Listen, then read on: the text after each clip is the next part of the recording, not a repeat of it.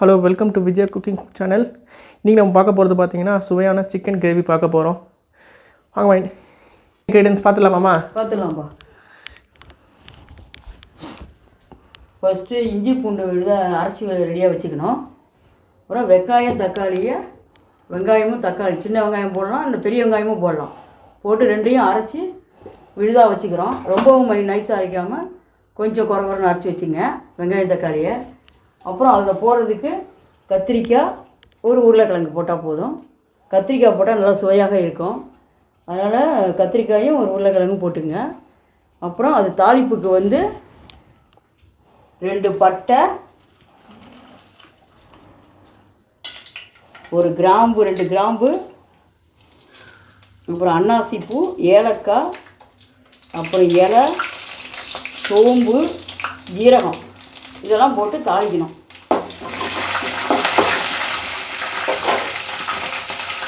நல்லா தாளிப்பு ரெடியானோன்னா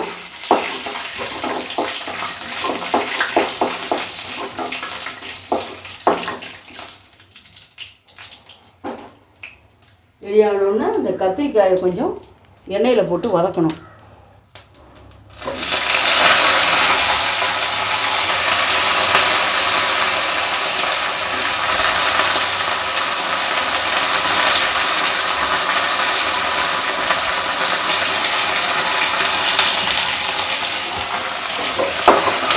நன்றாக வதக்கிய பிறகு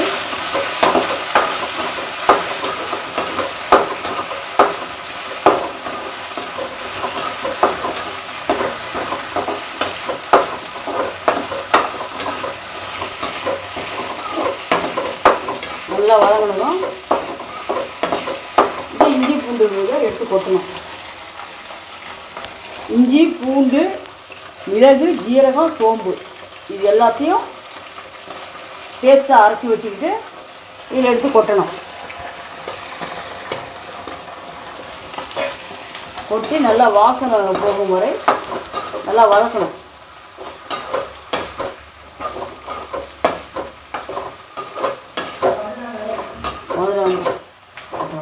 வாசனை போகும் வரை இதை கொட்டணும். இதில் கொட்டணும், போட்டு வதக்கணும். வாசனை போகும் வரை வதக்கணும்.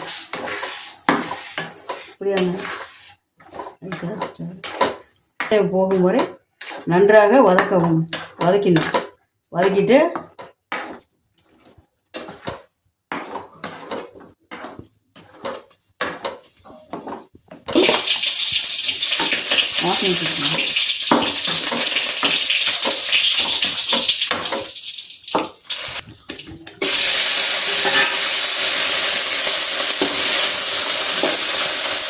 இது பச்சை மிளகாய், வரமிளகாய் போட்டுக்கிட்டு பச்சை மிளகாய் போட்டணும். போட்டு கருவேப்பிலை, கொத்தமல்லி, புதினா இது 3ஐயும் தனியாக வதக்கி எடுத்துக்கணும். கடைசி இதை கொட்டி வேக வைக்கணும். கறி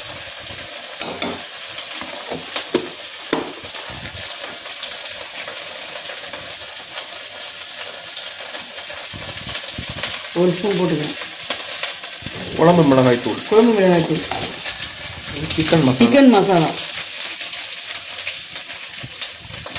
பச்சை வாசனை போகிற வரைக்கும் வதக்கிட்டு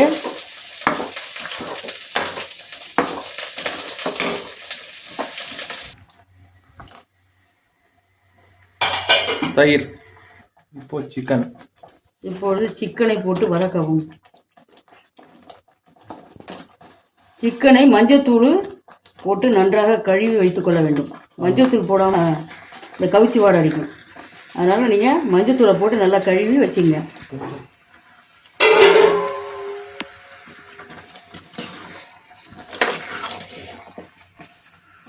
அதை போட்டு நல்லா கொஞ்சம் ஒரு 10 நிமிடங்கள் வதக்க வேண்டும். நன்றாக வதக்கினா அந்த வாசனை பச்சை வாசனை போகும். அதுக்காக வதக்கிறது. அப்போ தான் எல்லாத்துலேயும் கலக்கும். அதவுடன் நன்றாக கொஞ்சம் வாசனை போனால் தான் நல்லா அந்த வாசனை போனவுடன் நல்லாயிருக்கும். இது வெந்தவுடன் குக்கரை திறந்து அந்த புளியை கொஞ்சம் கரைச்சி ஊற்றிடுங்க.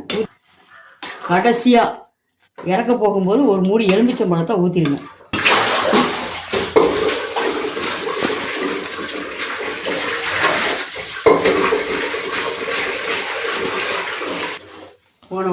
அப்படியே எடுத்து குக்கரில் போட்டு வேக வைக்கணும். ஒரு குக்கரில் போட்டு சிறிதளவு உப்பு சேர்த்து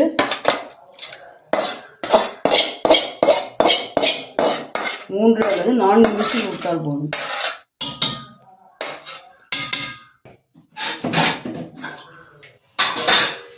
அடுப்பில் வைத்து சிறிதளவு உப்பு சேர்க்கவும். தேவையான அளவு உப்பு சேர்க்கணும். அதை நன்றாக கிளறி விட்டு இந்த தாளிப்பை அதில் போடணும்.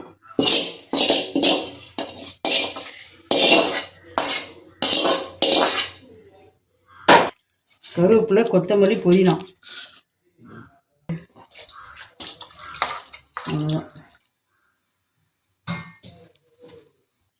உருளைக்கிழங்கு இப்போ கடைசியாக போடணும். முதல்ல போட்டால் ஒரு மாதிரி ஆகிடும். மசாலாவோட உருளைக்கிழங்கு வதக்கக்கூடாது.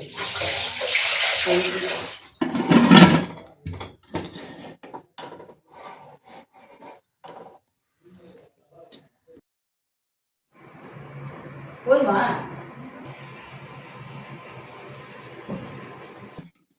அப்பா 4 விசில் வந்துருச்சு.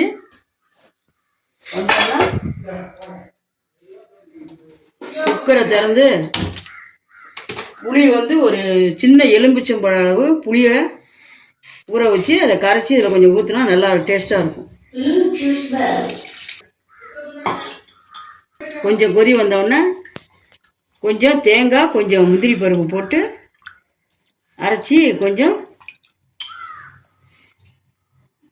கொதிச்ச உடனே கொஞ்சம் தேங்காய், முந்திரி பருப்பு அரைச்சி இதில் ஊற்றிடலாம். நல்லாயிருக்கும்.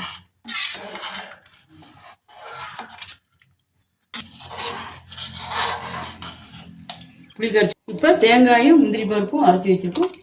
அதை எடுத்து இது மேலே ஊற்றணும்.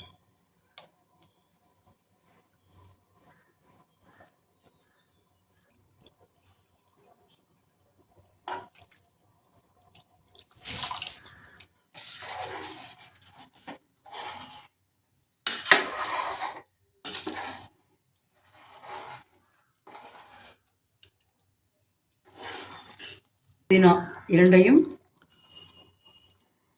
அதில் தூவி ஒரு எலுமிச்சம்பழம் மூடியை புழிந்து விடவும்.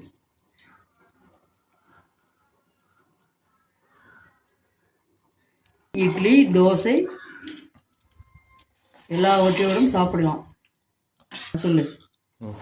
சப்பாத்திக்கு சாப்பிட்லாம், இட்லிக்கு சாப்பிட்லாம், தோசைக்கு சாப்பிட்லாம், ஏன் சாதத்தோட கூட சாப்பிட்லாம். நல்லாயிருக்கும். குருமா ரெடி.